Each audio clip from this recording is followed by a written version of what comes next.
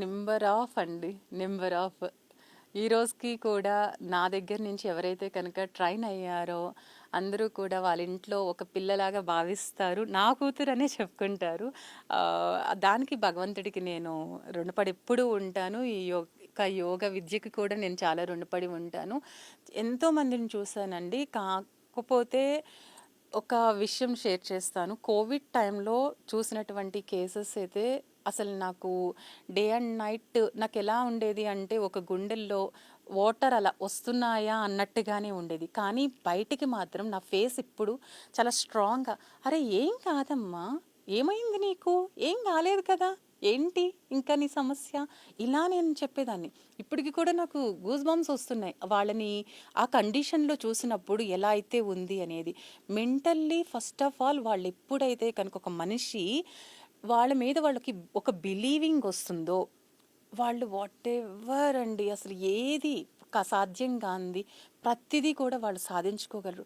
అంటే అలాంటి ఒక కండిషన్ నుంచే వాళ్ళు చాలా వరకు బయటికి వచ్చేసి, అమ్మ నువ్వు ఇచ్చినటువంటి ధైర్యం, ఆ రోజు మేము చేసినటువంటి ప్రాణాయామ టెక్నిక్స్ ఎంతగా ఉపయోగపడి ఈరోజు లైఫ్ని హ్యాపీగా లీడ్ చేస్తున్నాము అనుకున్న వాళ్ళు, అలాగే సైకలాజికల్గా చాలా డిప్రెషన్లోకి వెళ్ళిపోయి కంప్లీట్లీ మేము లైఫ్ని గివప్ చేసేసాము అనుకున్న వాళ్ళు కూడా ఈరోజు ప్రాణాయామ అండ్ డైలీ చేసుకున్నటువంటి ఆసనాస్, మేము చెప్పేటువంటి ప్రతి ఒక్క టెక్నిక్, ఆహారాన్ని, ప్రతి దాన్ని కూడా వాళ్ళ యొక్క లైఫ్ స్టైల్ని చేంజ్ చేసుకుని ఈరోజు మాకు ఇచ్చేటువంటి ఫీడ్బ్యాక్, మేడం మీ వల్లనే మేము ఈరోజు ఇలా స్టాండ్ అయి ఉన్నాము అన్నప్పుడు, అంటే దట్ ఈస్ ఒక కైండ్ ఆఫ్ సాటిస్ఫాక్షన్ కంపల్సరీ ఉంటుందండి.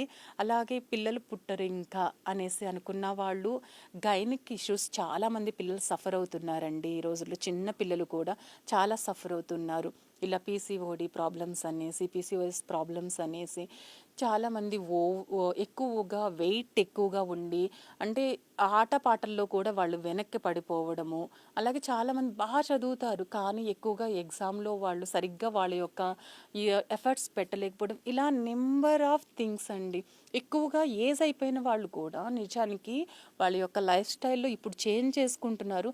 మాకు వయసుతో ఏం పని లేదు అనేసి చెప్పేసి వాళ్ళ యొక్క లైఫ్ స్టైల్ని చేంజ్ చేస్తున్నారు. వాళ్ళు ఇచ్చేటువంటి ఫీడ్బ్యాక్స్ అనేది చాలా అద్భుతంగా అనిపిస్తున్నాయి. ఎల్జీమర్ వచ్చి ప్రతి విషయాన్ని మర్చిపోతుంది మా వైఫ్ అనేసి అనుకున్న వాళ్ళ దగ్గర నుంచి అండి ఈరోజు ఎన్నో నెంబర్ ఆఫ్ కేసెస్ నా లైఫ్లో నేను చూశాను. వాళ్ళు ఇచ్చేటువంటి ఫీడ్బ్యాక్లో ఎంతగా అంటే యోగ శాస్త్రం అనేది ఉపయోగకరంగా ఉంది అనేది నేను చూస్తున్నాను. ఖచ్చితంగా ప్రతి ఒక్కరూ కూడా ఒక మంచి యోగా టీచర్ యొక్క పర్యవేక్షణలో యోగాని స్టార్ట్ చేయండి, నేర్చుకోండి, హ్యాపీగా హెల్దీగా ఉండండి.